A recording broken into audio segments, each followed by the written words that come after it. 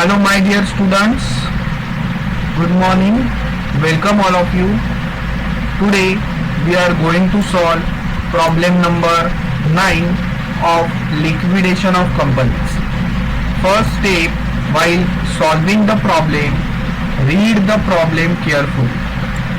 Following is the balance sheet of Pooja Engineering Company Limited as on 31st December 2017. So problem number 9 मध्ये आपल्याला balance sheet provide केलेली आहे. Share capital मध्ये तुम्हाला इथे 8% preference share दिसतील जे फुल्ली पेडअप आहेत. त्यानंतर 3000 इक्विटी शेअर्स आहेत ज्याची फेस व्हॅल्यू 100 आहे पण पेडअप व्हॅल्यू किती आहे 80. सो 80 रुपीज पेडअप म्हणजेच 20 रुपीज अनपेड आहे. 20 रुपीज काय आहे अनपेड. सो हे पार्टली पेडअप शेअर्स आहेत लक्षात घ्या. त्याचबरोबर अजून आपण 4500 इक्विटी शेअर इश्यू केले आहेत ज्याची फेस व्हॅल्यू 100 आहे पण पेडअप व्हॅल्यू आहे 70 म्हणजेच 30 रुपीज अनपेड. सो हे 3000 इक्विटी शेअर आहेत त्यांचे 20 रुपीज आपल्याला यायचे बाकी आहेत. हे जे 4500 इक्विटी शेअर्स आहेत त्याचे 30 रुपीज यायचे बाकी आहेत. सो हेच ह्या प्रॉब्लेम मध्ये इम्पॉर्टंट आहे. आपण कॉल करणार का करणार तर कितीचा कॉल करणार. इक्विटी शेअर्स जे 3000 आहेत त्यांच्याकडून 20 रुपीजचा कॉल आपण रिसिव्ह करणार. 4500 शेअर्सचा 30 रुपीजचा कॉल रिसिव्ह करणार का कॉल करायची गरजच नाही. या सगळ्या गोष्टी आपल्याला ह्या प्रॉब्लेम मध्ये बघायच्या आहेत. 8% debentures having a floating charge on all assets म्हणजे हे सिक्युर्ड आहे on all assets. Outstanding interest तुम्हाला ऑलरेडी दिलेला आहे 6000. Sundry creditor. सो ही आपली झाली लायबिलिटी साईड. ह्याच्यामध्ये मी पुन्हा सांगतोय तुमच्याजवळ नोट्स अवेलेबल आहेत तुम्ही मार्किंग करून घ्या. हे जे तुम्हाला दिसत आहेत इक्विटी शेअर्स 80 रुपीज पेडअप आणि 70 रुपीज पेडअप. सो हेच इम्पॉर्टंट आहे. नक्की आपल्याला काय करायचं आहे कितीचा कॉल करायचा आहे ते आपल्याला वर्किंग नोट प्रिपेअर केल्यावरतीच लक्षात येणार. मी एक गोष्ट तुम्हाला सांगितलेली आहे सगळ्यात शेवटी आपल्याला कोणाला पेमेंट करायचं असतं इक्विटी शेअर होल्डरला बरोबर. सो आता तुम्हीच बघा मी काय सांगितलेलं आपण कॉल कोणाकडून रिसिव्ह करणार इक्विटी शेअर होल्डर कडून. पेमेंट शेवटी कोणाला करणार इक्विटी शेअर होल्डरला. सो बेसिकली तुम्ही इक्विटी शेअर होल्डर कडूनच पैसे घेणार आणि त्यांनाच तुम्ही पेड करणार. त्यापेक्षा पैसे घ्यायचेच नाही. पण जर प्रेफरन्स शेअर होल्डरला पेमेंट कमी पडत असेल तर मात्र इक्विटी शेअर होल्डर कडून आपल्याला कॉल करून पैसे रिसिव्ह करावे लागणार. सो तुम्हाला काय लक्षात आलं पाहिजे प्रेफरन्स शेअर होल्डर पर्यंत सगळ्यांना प्रॉपर पैसे मिळाले सो कॉल करायची गरज नाही कारण तुम्ही इक्विटी शेअर होल्डर कडूनच कॉल करणार आहे आणि सगळ्यात शेवटी इक्विटी शेअर होल्डरलाच देणार आहे. सो ही कन्सेप्ट तुम्ही डोक्यात ठेवा. असेट साईडला तुम्हाला गुडविल दिसेल, land and building, plant, furniture, office equipment, stock, debtors, bill receivable, cash in hand आणि profit and loss. The company went into liquidation has on above balance sheet date. Okay. Preference dividend was in arrears for last 3 years. So हे आपल्यासाठी IMP concept आहे. आपल्याला त्यांनी first adjustment मध्येच सांगितलेलं आहे preference dividend was in arrears for last 3 years म्हणजे 3 वर्ष झाले आपण प्रेफरन्स शेअर होल्डरला डिव्हिडंड दिलेलं नाहीये. सो इथे लगेच आपण काय केलं पाहिजे working on number 1 calculate arrears of preference dividend. So preference dividend is calculated on nominal value of preference shares. So preference shares ची nominal value तुम्हाला balance sheet मध्ये दिसणार जी आहे 1,50,000. सो बघा मी इथे कॅल्क्युलेशन करतो आहे 1,50,000 इंटू रेट ऑफ डिव्हिडंड पण तुम्हाला इथे मिळेल 8% preference share. So 8% is our rate of dividend. So इथे 8% एवढं कॅल्क्युलेशन केल्यावर तुम्हाला 1 वर्षाचं डिव्हिडंड मिळणार. पण प्रॉब्लेम मध्ये आपल्याला मेन्शन केलेलं आहे dividend was in arrears for 3 years. So आपल्याला इथे करावं लागणार मल्टिप्लिकेशन मल्टिप्लाय बाय 3. सो 3 ने आपल्याला मल्टिप्लिकेशन करावं लागणार तुम्हाला आता इथे कॅल्क्युलेशन मिळणार 3 वर्षाचं डिव्हिडंड जे आहे 36,000. सगळ्यांचा आन्सर आलेला आहे बघा. काही टेन्शन घ्यायची गरज नाही. लिक्विडेशनचे प्रॉब्लेम फार इझी असतात. मी ज्या पद्धतीने प्रॉब्लेम रीड करतोय इथे त्यांनी मला दिलं preference dividend was in arrears for last 3 years. So मी लगेच काय केलं, वर्किंग नोटमध्ये डिव्हिडंडची अमाऊंट काढून ठेवली 3 वर्षाची जी आहे 36,000. त्याच्यानंतर पुढे it was to be paid before paying equity share capital. हे तर आपल्याला माहिती आहे. Equity share holder are the real owner of the company. So त्यांना आपण ऍट द एंड सगळ्यात शेवटी जर का पैसे राहिले तर त्यांना आपण पेमेंट करणार. बाकी सगळ्या लायबिलिटी इक्विटी शेअर होल्डरच्या आधी पेड करणं गरजेचं असतं. पुढे sundry creditor include a loan from bank of ₹60,000 secured on hypothecation of plant and machinery. So ते काय सांगतात बघा. सन्ड्री क्रेडिटर जे आहेत 2,40,000 त्याच्यामध्ये इन्क्लूड आहे लोन फ्रॉम बँक 60,000. किती आहे लोन फ्रॉम बँक 60,000. कशामध्ये इन्क्लूड आहे, सन्ड्री क्रेडिटर मध्ये.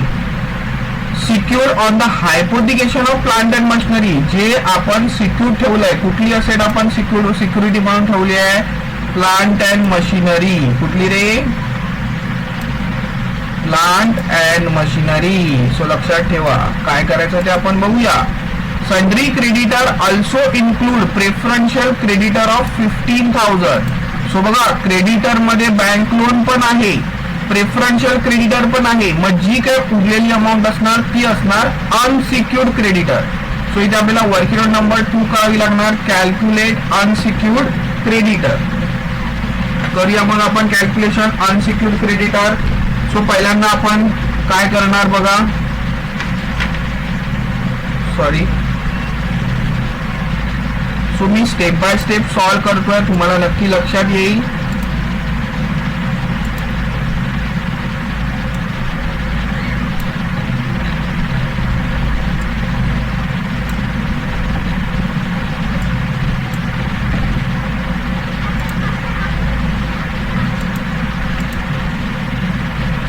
चला तर आपण आता अनसिक्युर्ड क्रेडिटर काढूया.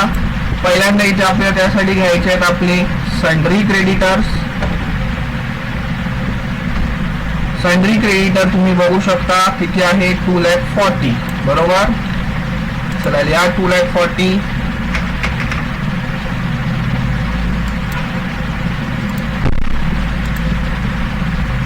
त्याच्यानंतर त्यांनी आपल्याला दिलंय त्याच्यामध्ये बँक लोन इन्क्लूड आहे. सो इथे आपण आता लेस करणार, less bank loan. So bank loan किती आहे बघा तुम्ही, 60,000 लोन आहे बघा 60,000. सो हे 60,000 लेस करा बरोबर. तुम्हाला मिळणार. सो सन्ड्री क्रेडिटर मधून बँक लोन लेस केल्यावरती आपल्याला मिळाले 1,80,000. त्याच्यानंतर आपल्याला लेस करायचं आहे प्रेफरन्शियल क्रेडिटर.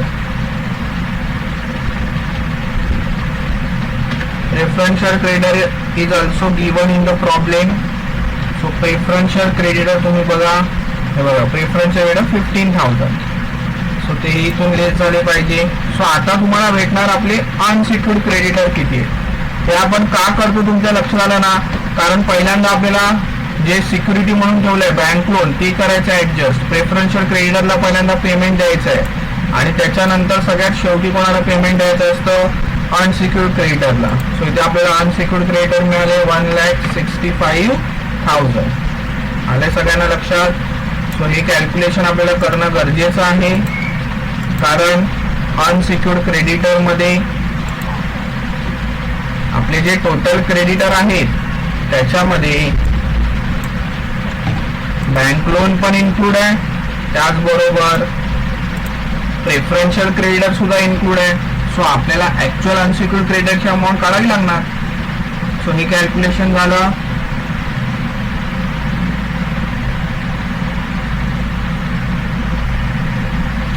त्याच्यानंतर पुढे the liquidator realise the asset as follow. So ह्या व्हॅल्यू आहेत असेट्स रिअलाइजच्या. सो या येणार आपल्या रिसिप्ट साइड मध्ये, ते तर तुम्हाला आता नक्की माहित असेल. Legal charges on liquidation amount to 1500. So first time legal charges आलेले आहेत प्रॉब्लेम मध्ये 1500. सो पहिल्यांदा आपण लीगल चार्जेस पेड करायचे पेमेंट करताना. लिक्विडेशन एक्सपेन्सेस दिले 3900. Liquidator remuneration. सो पहिल्यांदा लीगल चार्जेस पेड करायचे.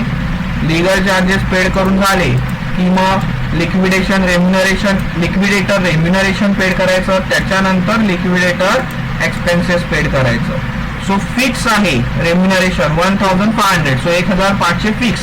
जसं आपण कामाला गेल्यावर आपल्याला सॅलरी फिक्स असते ना, 20,000 फिक्स तुम्हाला भेटणार, तसं लिक्विडेटरचं रेम्युनरेशन फिक्स आहे 1500 भेटणार. Plus 2% on sale of assets excluding cash, plus 4% of the amount distributed to unsecured creditor including preferential creditor. So बघा, प्रेफरन्शियल क्रेडिटर आणि अनसिक्युर्ड क्रेडिटर ह्या दोघांना जी काय अमाऊंट पेड केली आहे त्याच्यावरती 4%. सो मिनिंग तुम्हाला कळाली पाहिजे वाचल्यानंतर. Liquidator made payment on 31 March 2017. So आता इथे तुम्ही जर बघा बॅलन्स शीट आहे 31 डिसेंबर 2017. सॉरी, इथे जर 31 डिसेंबर 2017 असेल तर इथे डिसेंबर नंतर जानेवारी, फेब्रुवारी, मार्च म्हणजे इथे 18 असलं पाहिजे. सो 3 महिन्यांनी पेमेंट सगळं प्रॉपर क्लिअर सेटल केलं. सो इथे आपल्याला काय करावं लागणार, हे जे डिबेंचर्स आहेत ना त्यांना 3 महिन्याचं इंटरेस्ट सुद्धा आपल्याला द्यावं लागणार, आउटस्टँडिंग इंटरेस्ट. सो ही आहे आपली. So outstanding interest on debenture is equal to. So नेहमी आपल्यासाठी डेट पण इम्पॉर्टंट आहे. डिबेंचरची फेस व्हॅल्यू बघा किती आहे, 1,50,000 आहे. सो 1,50,000 वरती 8% for 3 months. So into 3 divide by 12. Calculate करा किती आन्सर आलं, 3,000. सो तुम्हाला हे 3,000 इंटरेस्ट सुद्धा द्यावं लागणार. सो डिबेंचरचं जे काही इंटरेस्ट आहे ते आपल्याला कंपल्सरी द्यावं लागतं, कारण debenture holder are the creditor. So नेहमी डेट बघायची. बॅलन्स शीट डेट आहे 31 डिसेंबर आणि लिक्विडेटरनी सगळं पेमेंट करणार आहे 31 मार्चला. सो 3 महिन्याचं इंटरेस्ट सुद्धा द्यावं लागणार. सो या झाल्या 3 वर्किंग नोट. सगळा प्रॉब्लेम आपण रीड केलेला, आता सॉल्व्ह करूया. बघा, असेट साईडला तुम्हाला इथे कॅश इन हँड दिसेल. सो नेहमी पहिल्यांदा आहे ना रिसिप्ट मध्ये. आता कॅश कधी आपण सेल करणार का, कॅश आपल्या जवळ असतेच ना ऑलरेडी. सो रिसिप्ट साइड मध्ये पहिल्यांदा आपल्या जवळची कॅश घ्यायची. To cash in hand. So आपल्या जवळ कॅश इन हँड किती आहे, 12,000 बरोबर. सो ती पहिल्यांदा कॅश घ्यायची. सो रिसिप्ट साइड तर एकदम सोपी असते, काही टेन्शन नाहीये. त्याच्यानंतर 2 असेट्स रिअलाइज, ते तर आपल्याला रेडीली दिलेलं आहे. 2 assets realise.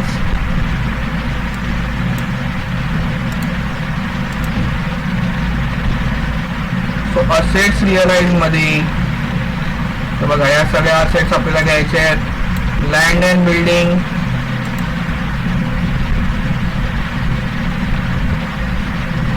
Plant and machinery,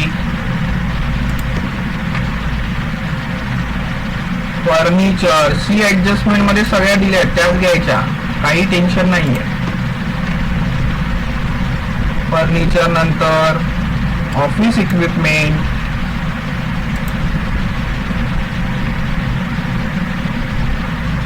office equipment नंतर स्टॉक,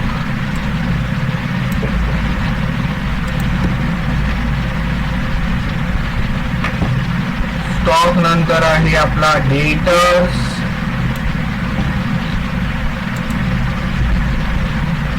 डेटर नंतर आहे सगळ्यात शेवटी बिल्स रिसिवेबल बरोबर. आता आपण घेऊया value.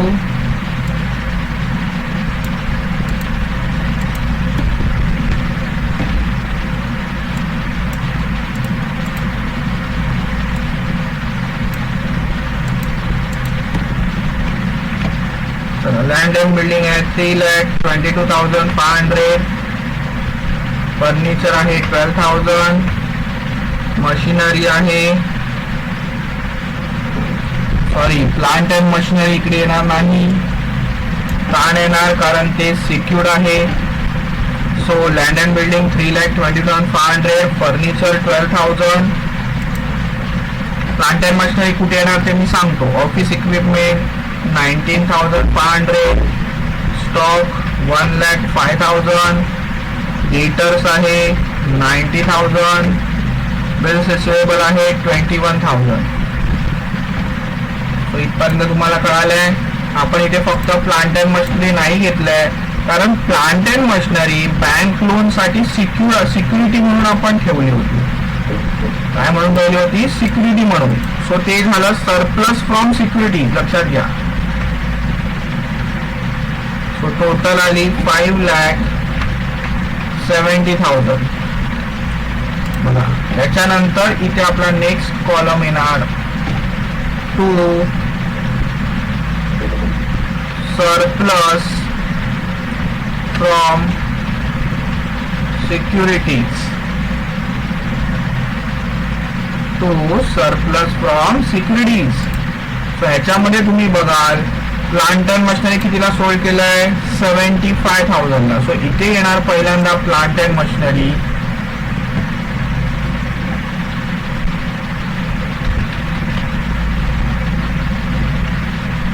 Plant and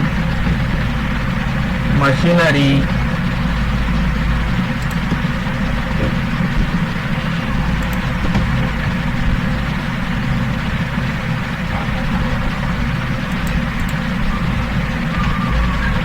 plant and machinery inner column मध्ये 75,000 ला सोल्ड केलेलं आहे. आणि हे सिक्युर्ड आहे बँक लोन वरती. बघा इथे तुम्ही नीट वाचून ठेवलं असेल तर तुमच्या लक्षात येईल. Loan from bank of ₹60,000 secure on the hypothecation of plant and machinery. So plant and machinery विकल्यानंतर पहिल्यांदा आपल्याला हे लोन सेटल करावं लागणार 60,000. सो आपण इथे लोन सेटल करणार plant and machinery minus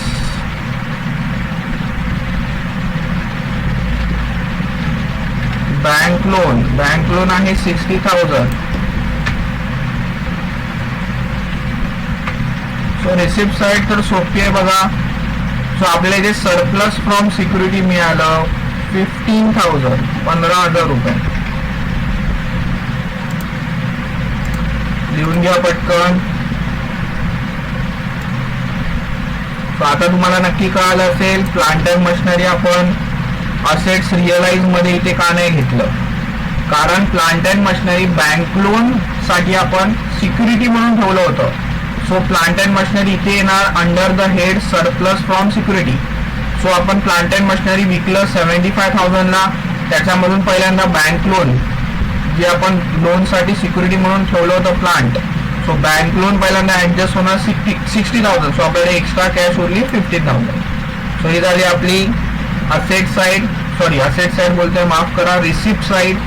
so receipt side मध्ये नेहमी पहिल्यांदा आपल्या जवळची कॅश घ्यायची जी अवेलेबल आहे, त्यानंतर असेट्स रिअलाइज घ्यायचं, त्याच्यानंतर सरप्लस फ्रॉम सिक्युरिटी आणि सगळ्यात शेवटी येणार कॉल फ्रॉम कॉन्ट्रीब्युटरी. सो इथे आपले पार्टली पेड अप शेअर आहेत ना, इथे 20 रुपीज अनपेड आहेत, इथे 30 रुपीज अनपेड आहे. सो कॉल रिसिव्ह करणार का नाही करणार ते सगळं शेवटी आपल्याला वर्किंग नोट मध्ये कळणार. सो जो काय कॉल असणार तो इथे येणार to call from contributory. So ह्या 4 मेन असेट्स आहेत रिसिप्ट साइड मध्ये. आता आपण जाऊया पेमेंट साइडला. सो पेमेंट साइड मध्ये पहिल्यांदा येणार आहे मी सांगितल्याप्रमाणे लीगल चार्जेस. ह्या प्रॉब्लेम मध्ये लीगल चार्जेस दिलेले आहेत. सो पहिला येणार लीगल चार्जेस. अमाऊंट बघा लीगल चार्जेसची किती आहे 1,500. चला बरोबर आहे 1,500. लीगल चार्जेस नंतर आपण काय पेड करतो रे? Liquidator remuneration. सो ही ऑर्डर कधीच ब्रेक करायची नाहीये हे लक्षात घ्या. Liquidator remuneration. सो हे लिक्विडेटर रेम्युनरेशन आपल्याला कॅल्क्युलेट करायचं आहे. करूया आपण.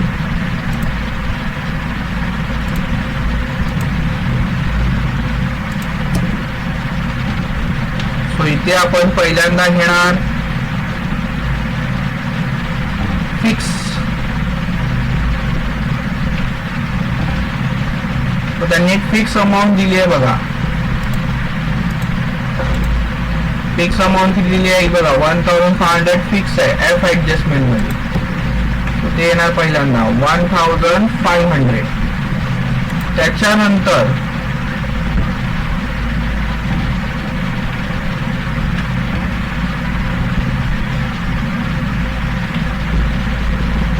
%2 on assets realized.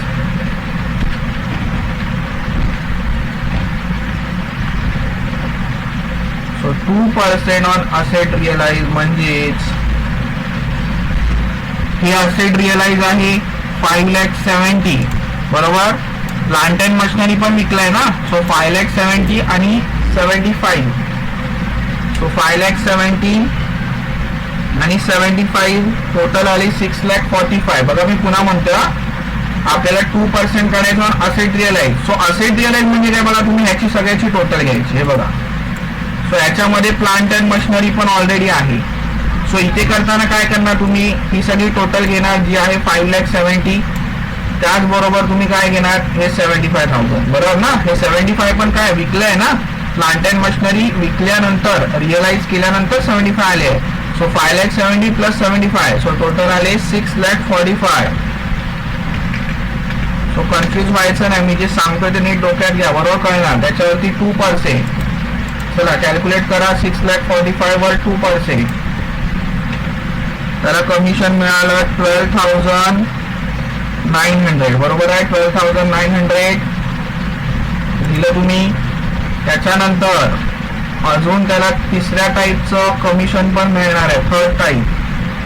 So third type commission काय आहे, प्रॉब्लेम मध्ये सगळं दिलेलं आहे, टेन्शन घ्यायची गरज नाही. सो बघा 2% ऑन सेल ऑफ असेट झालं. आता 4% on amount distributed to unsecured creditor including preferential creditor बरोबर. सो इन्क्लुडिंग प्रेफरन्शियल क्रेडिटर म्हणजे प्रेफरन्शियल क्रेडिटर वरती पण त्याला 4% भेटणार आहे आणि अनसिक्युर्ड क्रेडिटर वरती पण भेटणार आहे. सो बघा इथे तुम्हाला दिसेल प्रेफरन्शियल क्रेडिटरची अमाऊंट किती आहे, 15,000. सो इथे डायरेक्ट मी कॅल्क्युलेशन करतो. 4% ऑन 15,000 बरोबर ना. हे 15,000 कोण आहे, प्रेफरन्शियल क्रेडिटर आहे. सो 15,000 4% 600. आणि अजून आपल्याला कोणावरती द्यायचं आहे.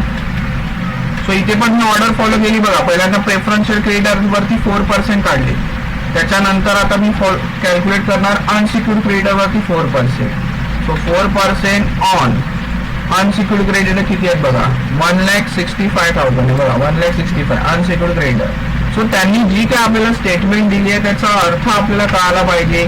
त्याप्रमाणे मग कॅल्क्युलेशन करणं फार इझी जातं. सो 1,65,000 वर 4% आले 6,600. सो हे सगळं झालं लिक्विडेटर रेम्युनरेशन. सो मी पुन्हा एकदा तुम्हाला लँग्वेज सांगतो म्हणजे तुम्हाला परत एकदा लक्षात येईल, काही घाई नाहीये आपल्याला. सो बघा ते काय बोलतायत, 4% of the amount distributed to unsecured creditor including preferential creditor बरोबर. सो आता तुम्हीच बघा आपल्याकडे जवळपास अंदाजे 6 लाख रुपीज आहेत आणि आतापर्यंत आपण आपल्या लायबिलिटी जर बघितल्या तर 2,40,000 1,50,000 म्हणजे छोटी अमाऊंट, 6 लाख पेक्षा कमी आहे. सो ह्याचा अर्थ बाय ऑब्झर्वेशन मला कळायला पाहिजे, मी डिबेंचरचं पेमेंट पण आरामात करू शकतो, क्रेडिटरचं पण पेमेंट आरामात करू शकतो. सो माझ्याकडे पैसे आहेत ना तेवढे, अरे आहेत की नाही तुम्हीच बघा. बाय ऑब्झर्वेशन रिसिप्ट साईडला अंदाजे ही 6 लाख टोटल येते. किती येते टोटल, 5,97,000. सो माझ्याकडे 5,97,000 आहेत आणि आतापर्यंत तुम्ही बघाल तर 12,000 6,600 म्हणजे 25,000 समजा जास्तीत जास्त झाले. सो आपल्याला आता कोणाला पेमेंट करायचं आहे, डिबेंचरला पेमेंट करायचं आहे जे आहे 1,50,000 आरामात करू शकतो. इंटरेस्ट द्यायचे 6,000 आरामात देऊ शकतो. क्रेडिटरला पण देऊ शकतो 2,40,000. सो सगळ्यांना आपण पेमेंट केलंच आहे ना, करू शकतो. सो आरामात मी जे 4% ऑन 15,000 काढले, प्रेफरन्शियल क्रेडिटर आहेत 15,000 जे आले 600. 4% ऑन 1,65,000 कॅल्क्युलेट केले. हे कोण आहेत, अनसिक्युर्ड क्रेडिटर, ह्यांना सुद्धा मी आरामात अमाऊंट पे करू शकतो. सो टोटल आपला जो लिक्विडेटर आहे त्याला रेम्युनरेशन मिळणार आहे 21,600. सो हे बा ऑब्झर्वेशन तुम्हाला कळालं पाहिजे, आपण प्रेफरन्शियल क्रेडिटरला पेमेंट करू शकतो का नाही. त्याच्यानंतर आपल्याला पेड करायचे आहेत लिक्विडेटर रेम्युनरेशन. झालं. आता लिक्विडेशन एक्सपेन्सेस काय करायचं आपल्याला, लिक्विडेशन एक्सपेन्सेस. सो लिक्विडेशन एक्सपेन्सेसची अमाऊंट बघा, प्रॉब्लेम मध्ये रेडीली दिली आहे. Expenses 3,900.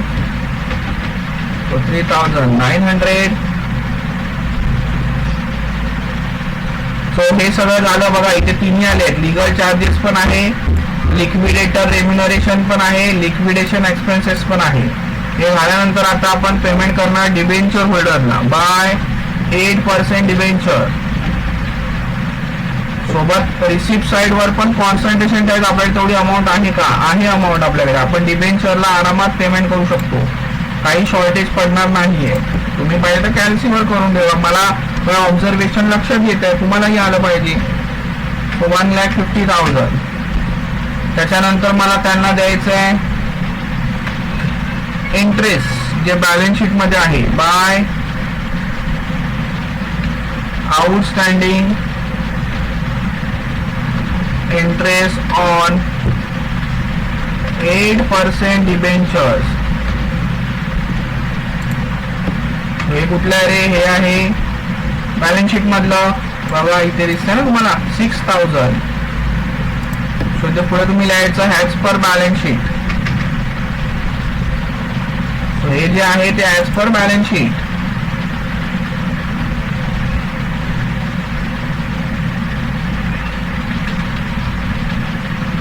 As per balance sheet.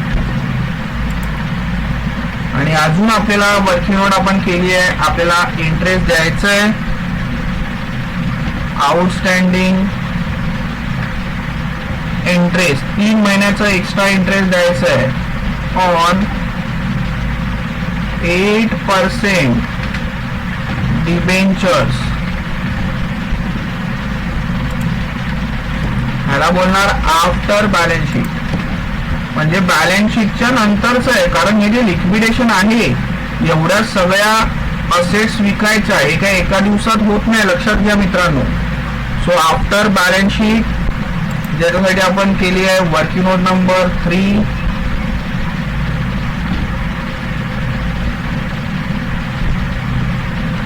केली आहे की नाही वर्किंग नोट नंबर 3.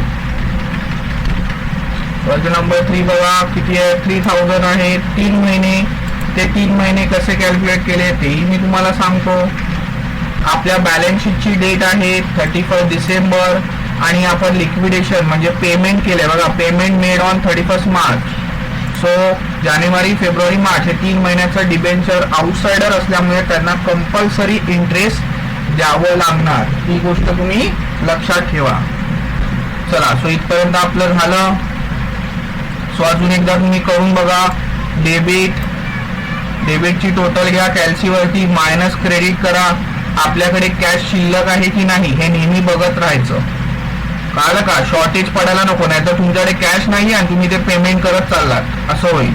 सो माझ्या ऑब्झर्वेशन नुसार मी ते आता कॅल्क्युलेशन सगळं केलेलं नाहीये, पण आपल्याकडे अजून कॅश शिल्लक आहे. सो आता डिबेंचर झाल्यानंतर आता आपण पेमेंट करणार क्रेडिटरला, कारण डिबेंचर नंतर आउटसाइडर कोण असतात, क्रेडिटर. क्रेडिटर मध्ये पहिलं पेमेंट झालं पाहिजे प्रेफरन्शियल क्रेडिटरचं. प्रेफरन्शियल म्हणजे काय, यांना प्रायोरिटी पहिली मिळणार पेमेंटच्या वेळेला. सो प्रेफरन्शियल क्रेडिटर आहे 15,000 बरोबर. सो ह्याच्यानंतर नंबर लागणार अनसिक्युर्ड क्रेडिटरचा, म्हणजे आपण वर्किंग नोट नंबर 2 मध्ये कॅल्क्युलेट केले आहे, दिसतात का बाय अनसिक्युर्ड क्रेडिटर. सो फक्त इथे तुम्हाला काय करायचं आहे, आता ऑर्डर फॉलो करायची आहे. सो ऑर्डर जो फॉलो करेल, ज्याची ऑर्डर लक्षात राहील त्याला इथे आउट ऑफ आउट मार्क्स नक्की भेटणार. आणि तुम्ही भरपूर लकी आहात, तुम्हाला काय हे प्रॉब्लेम सॉल्व्ह करायचे नाही आहेत, जस्ट तुमच्या कन्सेप्ट क्लिअर व्हावे ऑब्जेक्टिव्ह पॉइंट ऑफ व्ह्यू, म्हणून हे आपण सगळं शिकवतोय. सो वर्किंग नोट नंबर 2 प्रमाणे अनसिक्युर्ड क्रेडिटर आहे 1,65,000. सो त्याच्यानंतर आपण पेमेंट करणार प्रेफरन्स शेअर होल्डरचं. सो प्रेफरन्स शेअर होल्डरला आपल्याला पेमेंट करायचं आहे. आता डेबिट मायनस क्रेडिट करा, रिसिप्ट साइड मायनस पेमेंट. अजून पण तुमच्या लक्षात येईल आपल्याकडे अमाऊंट शिल्लक आहे, बरोबर की नाही? आपल्याकडे अमाऊंट शिल्लक आहे. सो आपण प्रेफरन्स शेअर होल्डरला पण पेमेंट नक्की करू शकतो बाय एरियर्स. पहिल्यांदा काय लिहितोय ते आपण return to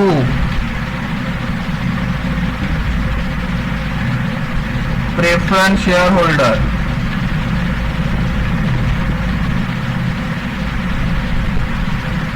bye return to preference share holder. So preference share होल्डरला पहिल्यांदा आपल्याला काय द्यायचं असतं? Arrears of preference dividend. So arrears of preference dividend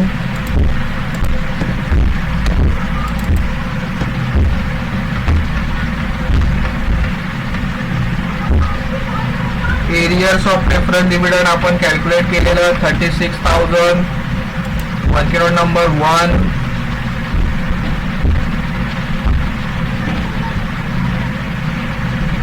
त्याच्यानंतर आपल्याला द्यायचं आहे preference share capital.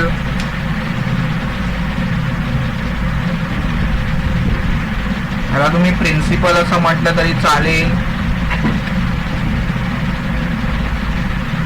So preference share capital आहे 1,50,000.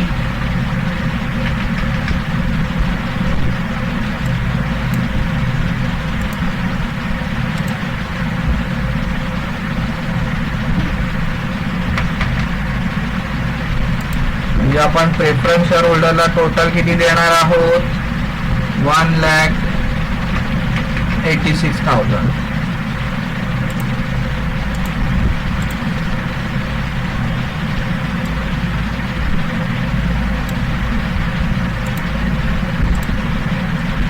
आता परत तुम्ही एक काम करा, डेबिट मायनस क्रेडिट करा. इक्विटी शेअर होल्डरला काही पैसे उरले आहेत का ते बघा. चला मी पण करतो, तुम्हीही करा.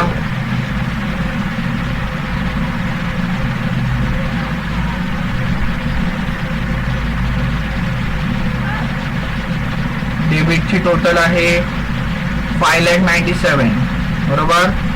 तो 5,97,000 घ्या, मायनस क्रेडिटचे अमाऊंट लेस करून बघा तेवढे पैसे आहेत का.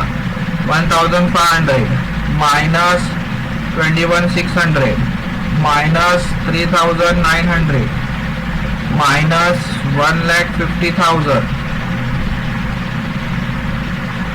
1,50,000 मायनस झाले, मायनस 6 आणि 3 9,000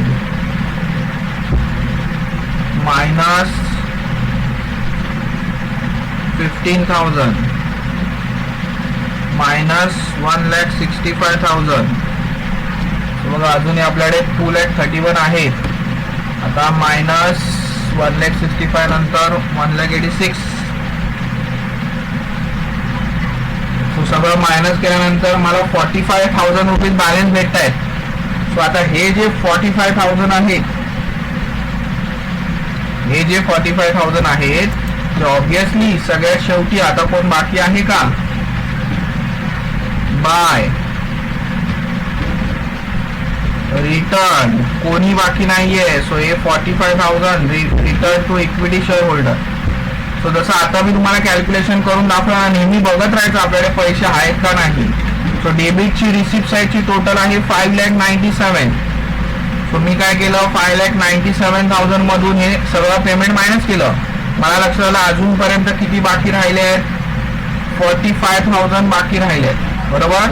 सो हे 45,000 कोणाला मिळणार? इक्विटी शेअर होल्डरला मिळणार, कारण आता कोण उरलंच नाहीये.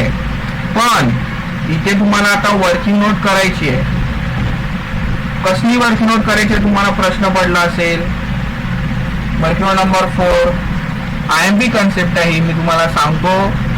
जर आपले एकाच प्रकारचे इक्विटी शेअर होल्डर असते तर वर्किंग नोटची गरज नाही. बघा मी काय बोलतोय, एकच इक्विटी शेअर होल्डर आहे, 10,000 इक्विटी शेअर ऑफ 100 इच अशी इक्विटी शेअर होल्डर आहे, एकच. मग हे सगळे 45 त्यांनाच जाणार. पण ह्या प्रॉब्लेम मध्ये तुम्हाला दिसेल दोन प्रकारचे इक्विटी शेअर आहेत. बघा, हे 3000 इक्विटी शेअर आहेत, त्यांचे 80 रुपीज पेडअप आहेत आणि 4500 इक्विटी शेअर आहेत, त्यांचे 70 पेडअप आहेत. सो दोन वेगवेगळ्या प्रकारचे आहेत, 80 पेडअप आणि 70 पेडअप. मग आता तुम्हाला काय करायचं आहे, या दोघांना मिळून बघा 80 पेडअप वाले आणि 70 पेडअप वाले दोघांना मिळून आपण किती देणार, 45. सो वर्किंग नोट कशासाठी आपण करणार आहे, तुमच्या नक्की लक्षात आलं असेल. ते जे काय 45,000 आहे त्यापैकी हे 80 पेडअप वाल्यांना किती देणार आणि 60 पेडअप वाल्यांना किती देणार ते तुम्हाला दाखवायचं आहे, त्याच्यासाठी वर्किंग नोट आहे. मी काय बोलतोय कळालं का? समजा दोन ओनर आहेत, विशाल सर आणि वीरेंद्र सर. मग तुम्हाला अमाऊंट भेटली, विशाल सर वीरेंद्र सरांना 45,000 रुपीज द्यायचे आहेत. मग 45,000 दोघांना द्यायचे आहेत. मग वीरेंद्र सरांना त्यातले किती द्यायचे आहेत, विशाल सरांना त्यातले किती द्यायचे आहेत, हे आपल्याला आता काढायचं आहे. मी काय बोलतोय कळालं?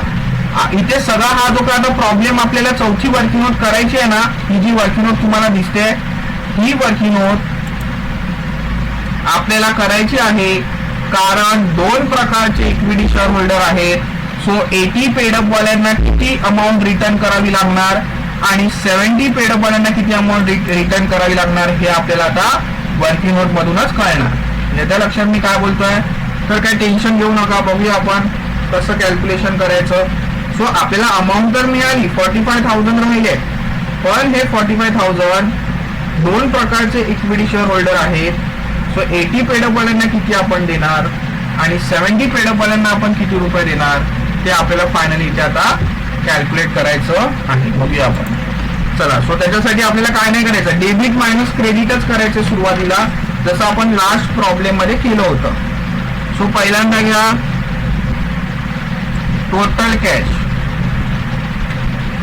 Total cash available.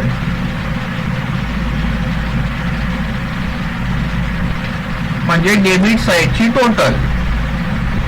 So debit साईडची टोटल केल्यावर तुम्हाला लक्षात येईल आपल्याकडे टोटल होते 5,97,000. बरोबर आहे. त्यातून आपण लेस करणार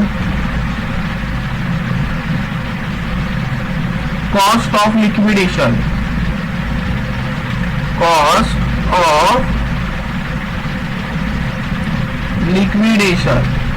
सो कॉस्ट ऑफ लिक्विडेशन म्हणजेच काय, लिक्विडेटरला आपण काय काय दिले, तर बघा लीगल चार्जेस दिले 1,500 प्लस 21,600 रेम्युनरेशन दिलं प्लस 3,900 आपली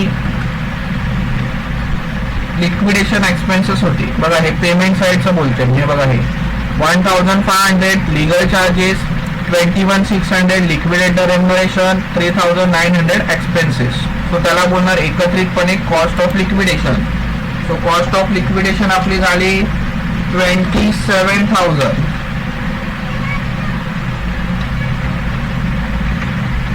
सो हे 27 मायनस केल्यावर आपल्या हातात किती उरले, 5,70,000. बरोबर आहे. त्याच्यानंतर आपण पेमेंट कोणाला केलं, डिबेंचरला. बरोबर ना. So less 8% debenture holder.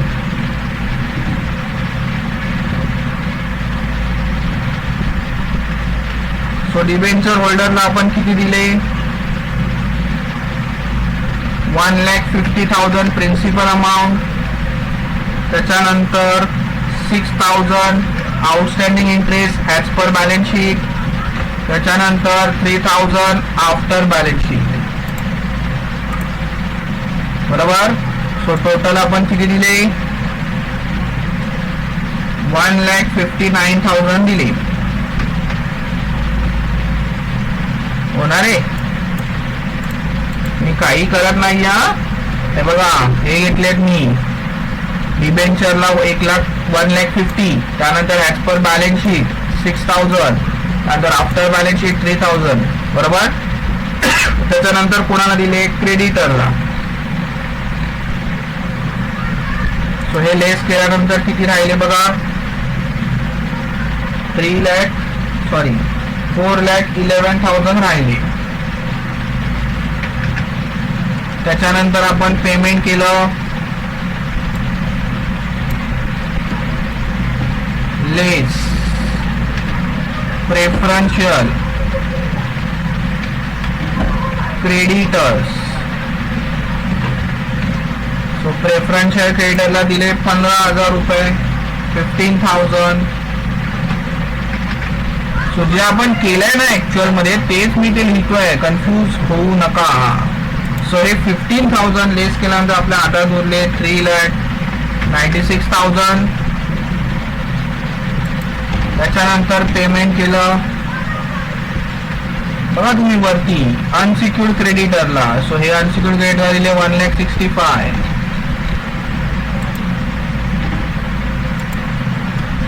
1,65,000 minus होणार 1,65,000. मग आपल्याकडे किती उरले आता, 2,31,000. सो 2,31,000 बघा. अनसिक्युर्ड क्रेडिटर नंतर कोणाला दिले, प्रेफरन्शियल होल्डर दिले 1,86,000. तेच तर लेस करायचंय, ते दुसरं काय करतोय मी. सो जे आपण केलंय ना actual receipt and payment account मध्ये तेच इथे मी लिहित चालू आहे. To preference share holders,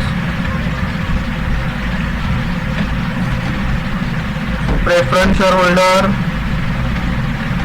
1,50,000 principal amount plus arrears of preference dividend 36, म्हणजे त्यांना टोटल जाणार 1,86,000. सो आता आपल्याजवळ प्रेफरन्स शेअर होल्डरला दिल्यानंतर उरले 45. हे मगाशी पण आपण काढलेले ना, किती उरले 45.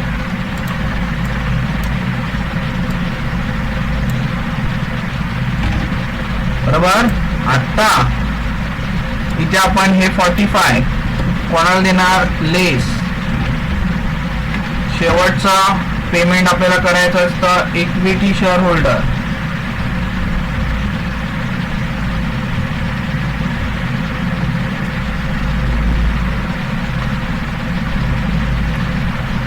सो इक्विटी शेअर होल्डर किती प्रकारचे आहेत रे, 2 प्रकारचे आहेत. सो इथे ना तुम्हाला असं अज्यूम करायचं की इक्विटी शेअर होल्डरला आपण सगळे पैसे दिले. मी पुन्हा बोलतोय, अज्यूम करायचंय. रिअल मध्ये दिले आहेत का, नाही. सो नक्की 80 पेडअप वाल्यांना किती देणार आणि 70 पेडअप वाल्यांना किती देणार, हे करण्यासाठी तुम्हाला इथे अज्यूम करायचंय. आपण पहिल्यांदा 3,000 बघा, हे आहेत ना 3,000 equity shares. 3,000 equity share of 100 is 80 paid up. त्यांना आपण त्यांच्याकडून घेतलेली सगळी अमाऊंट दिली असं आपल्याला अज्यूम करायचं आहे. पुन्हा बोलतोय, अज्यूम करायचं आहे की आपण यांना पेमेंट केलं. किती पेमेंट केलं तर बाबा 3,000 × 80 म्हणजे 2,40,000 दिले असं अज्यूम करायचं आहे. 2,40,000.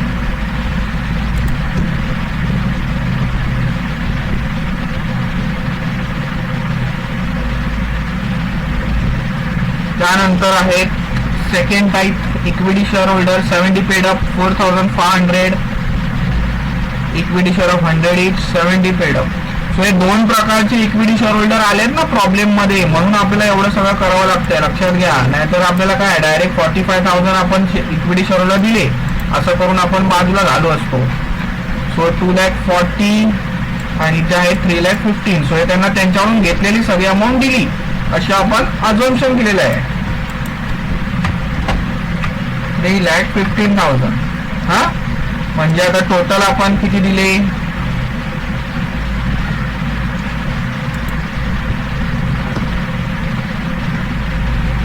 सो टोटल आपण दिले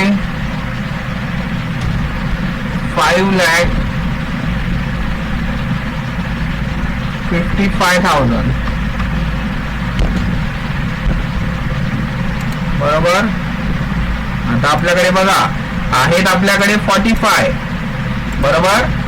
आपण पेड केले 5,45,000 असं आपण अजून करतोय. सो किती कमी पडतंय इथे आपल्याला? 5,10,000 कमी पडतंय. तर 5,10,000 ला आपण काय बोलणार? Deficiency, shortage. जर आपण असं अजून केलं, इक्विटी शेअर होल्डर कडून घेतलेली अमाऊंट आपण त्यांना परत करतोय, तर आपल्याला 45,000 आपल्याकडे बॅलन्स राहिले. बघा दिसतं इथे तुम्हाला 45 बॅलन्स राहिले, ते इक्विटी शेअर होल्डर देणार आहे आपण. पण जर आपण असा विचार केला सगळे आपण इक्विटी शेअर होल्डर पेड करायचे 2,40,000 आणि 3,15,000, तर आपल्याला 5,10,000 कमी पडत आहे. सो इथे आता आपण काय करणार म्हणजे तुम्हाला इथे आपण काढणार loss, actual equity share holder. बघा जो काय लॉस आहे आता तुम्हाला दिसतंय 5,10,000 कमी पडत आहेत. डेफिशियन्सी, शॉर्टेज म्हणजे हा काय आहे? लॉस आहे, बरोबर. सो आपल्याला कॅल्क्युलेट करायचं आहे. Calculate loss per share. हा टोटल लॉस आहे ना. सो हा लॉस कोण वाटणार? कोणामध्ये? ओनर मध्ये. ओनर म्हणजे कोण? Equity share holder. सो आपण आता ते करणार loss per share is equal to total loss आहेत कमी पडत आहेत आपल्याला 5,10,000, बरोबर, divide by total number of share 3,000 आणि 4,500. So total equity share holder आहे 7,500, बरोबर ना. जो काय लॉस आहे तो कोण घेणार? Real owner, equity share holder. म्हणजे प्रत्येकी 68 रुपीजचा लॉस आहे. प्रत्येकी किती लॉस आहे? 68 पर शेअर. सो आता तुम्ही जर बघितला तर तुम्हाला कळेल आपण इथे आहे ना. बघा आता तुमची कन्सेप्ट जरा क्लिअर होईल. बघा तुम्ही आता नीट लक्ष द्या. सो लॉस पर शेअर आहे 68, म्हणजे प्रत्येक शेअरला एक शेअर ज्याच्याकडे आहे त्याला 68 रुपयाचा लॉस झाला, 68 रुपीजचा.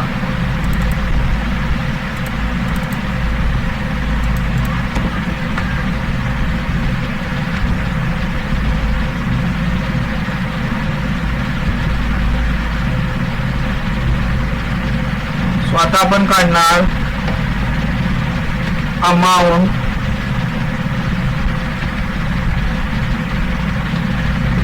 Payable to equity share holder. बघा तुम्हाला टोटल अमाऊंट तर माहिती आहे. इक्विटी शेअर होल्डरला आपण किती दिले आहेत? 45. पण आता तुम्हाला कळणार, बघा लक्ष द्या, 68 रुपयाचा लॉस आहे 68 रुपीजचा. 3,000 इक्विटी शेअर करून आपण किती रुपये घेतले आहेत? 80. सो 80 मायनस 68, 68 रुपीजचा लॉस आहे, म्हणजे त्याला किती भेटणार पर शेअर? 80 मधून 68 मायनस करा, किती भेटणार? 12 रुपये मिळणार. किती मिळणार? 12 रुपीज. आणि जे 4,500 शेअर्स आहेत त्यांचे किती पेडअप आहेत? 70. सो लॉस आहे 68. सो 70 मधून 68 त्यांना 2 रुपये मिळणार. सो बघा आता इथे मी दाखवतो तुम्हाला कॅल्क्युलेशन, म्हणजे तुम्हाला कळेल. सो हे सगळं आपण का केलं ते पण तुमच्या आता नक्की लक्षात आलं असेल.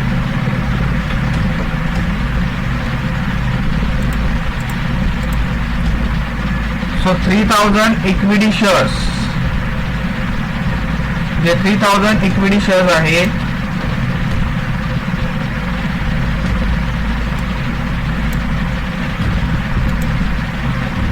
सो 3,000 इक्विटी शेअर्स आहेत त्यांना आपण प्रत्येक किती रुपये देणार? ₹12 पर शेअर. आता हे 12 कसे आले? त्यांची पेडअप व्हॅल्यू किती आहे? 80. दिसते तुम्हाला, त्यांनी 80 रुपये दिलेत आणि प्रत्येकी एका शेअरला किती लॉस सहन करावा लागणार आहे? 68. सो 80 मायनस 68 किती आले? 12. सो करा 3,000 इंटू 12. सो 3,000 इंटू 12 केल्यावरती तुम्हाला मिळेल 36,000.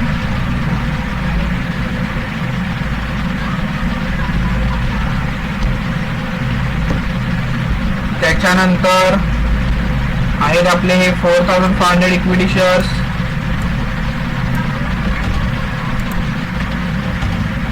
बरोबर, 4,500 इक्विटी शेअर्स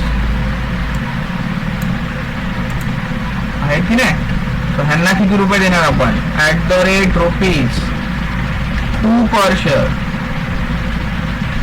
हे 2 आपण कसे काढले, तर टोटल पेडअप आहेत 70 मायनस पर शेअर लॉस किती आहे 68. सो लॉस दोघांना सेम झाला पाहिजे ना.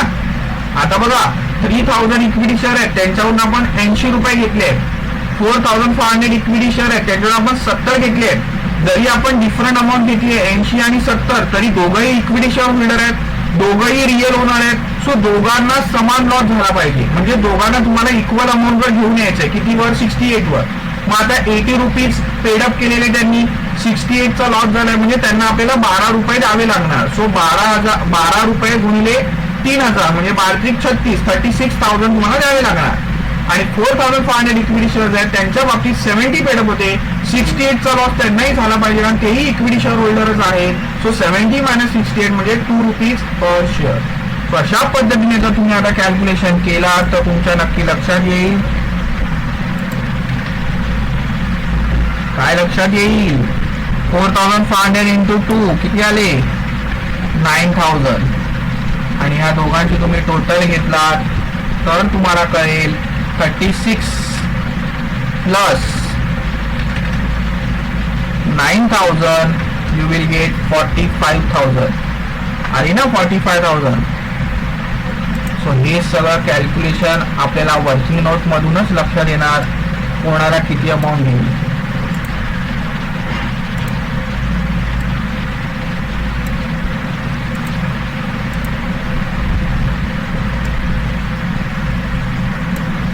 क्लिअर कॅल्क्युलेशन म्हणजे लक्षात आलंय. सो हे फार IMP कॅल्क्युलेशन आहे.